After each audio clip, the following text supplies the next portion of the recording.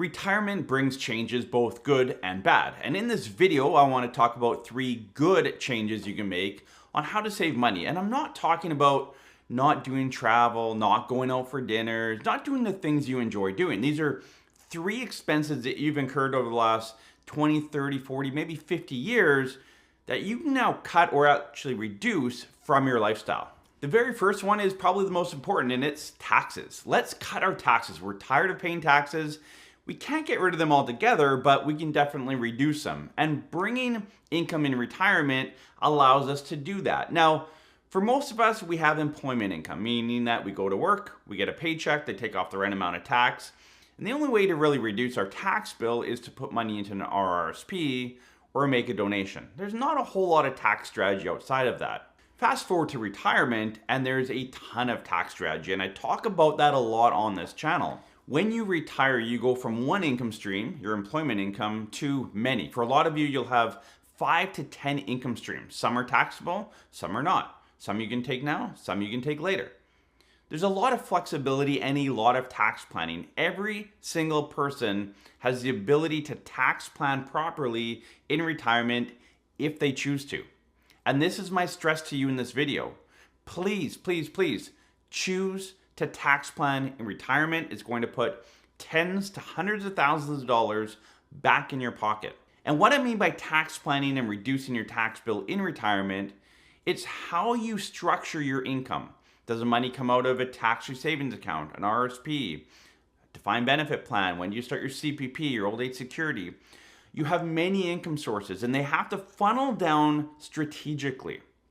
And if you do it wrong, you're going to pay more tax, meaning that you're going to have less in your pocket. So for all of you that are getting ready for retirement, or maybe you're early in retirement, reducing your tax bill, that's a realistic solution and an option for all of you watching this video, yet most of you aren't taking advantage of that. If you need help with that, reach out to our office, parallelwealth.com/planning. You can book a call with us, learn more about our services, but make sure you have a proper plan, a proper retirement plan, tax plan, cash flow plan. That's going to help you reduce your tax bill through retirement. The second expense you can cut is a second vehicle, or maybe a third vehicle that you had that you're not really using. So a lot of you, when you hit retirement, you may have 2 vehicles, and this may be for a single person as well. A lot of single people have 2 vehicles or a second utility vehicle. A lot of married people or common law people have a third or fourth vehicle. Maybe it's an RV that you're not using anymore, or a utility trailer, whatever. There's probably vehicles sitting around your property that are not getting used, or at least getting used to its fullest. So I want to use an example of a couple here that has 2 vehicles. They've had 2 vehicles because they've both driven to work and they've had a life and they've had to be busy, and they've used those vehicles substantially. Come retirement, you can probably scale back to 1 vehicle. Vehicles outside of your home, they're probably the largest expense that you have. Food might be in there as well because it's become very expensive, but vehicles are an expensive entity to own, not just to purchase up front, but the ongoing insurance, maintenance, gas, all of it. It becomes very, very expensive. Could you reduce down to 1 vehicle? I think that's a conversation a lot of you need to have. And for single people, could you scale down to no vehicle maybe? Probably not possible, depending on where you live though, it might be. And I know around here, like I live in Langley, BC, just outside of Vancouver. And the other day I had my dad and grandma over. My dad just sold his vehicle. He's moving over to the Philippines. And so they came here with the vehicle. He sold it while he was at my house, and they live 30 minutes away.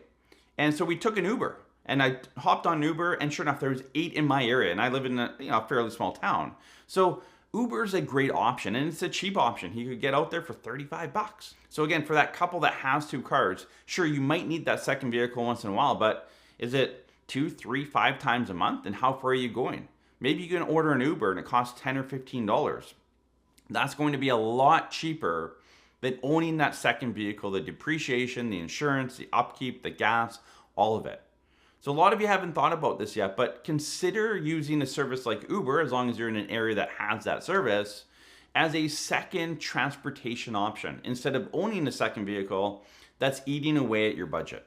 The third and final expense I want to talk about today is insurance premium. So a lot of you have life insurance, and life insurance is very important in that as you come through life, you have debt, you might have kids, you have obligations that you need to cover should you pass away. And so you want to make sure you have life insurance when you need life insurance.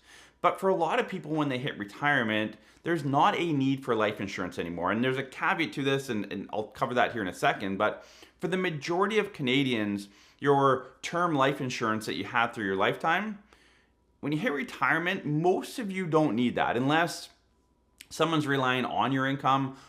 You might have a mortgage still. Like, there could be a small need. But again, for the majority, for the masses watching the video, you've had this term life insurance. It was to replace your income while you were working, just in case you pass away early. It's great to have, and I highly, highly encourage everyone to have life insurance for income replacement, the debt recovery. So if you do pass away, your mortgage is paid off, all that kind of stuff. People are relying on the income and the ability for you to earn income. Make sure you cover that.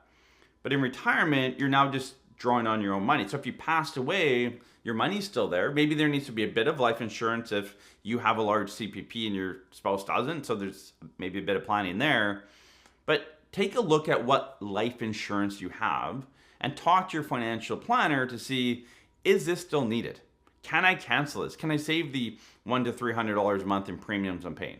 Maybe you still need it a bit longer, but for a lot of you, you don't need it. And when we build plans, I know we come across insurance policies a lot, and it's been great to this point, but you're actually at that tipping point now where you're entering retirement, you've saved all this nest egg, and the insurance requirement isn't there anymore.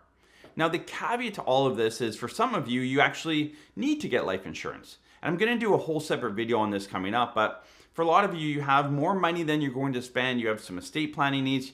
And for a lot of you, you have a tax issue. And this could be money in a corporation that you're not going to spend down, or even personal assets that you're never going to spend. There could be a bit of a tax bill there.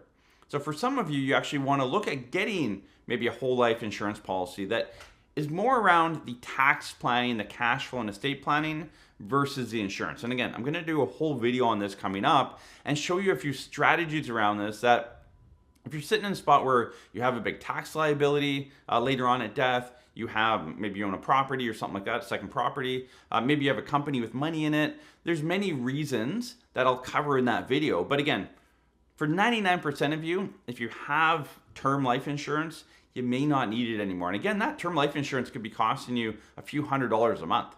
That's a trip every year that you could now be taking that you weren't otherwise. So again, we want to cut expenses where it makes sense.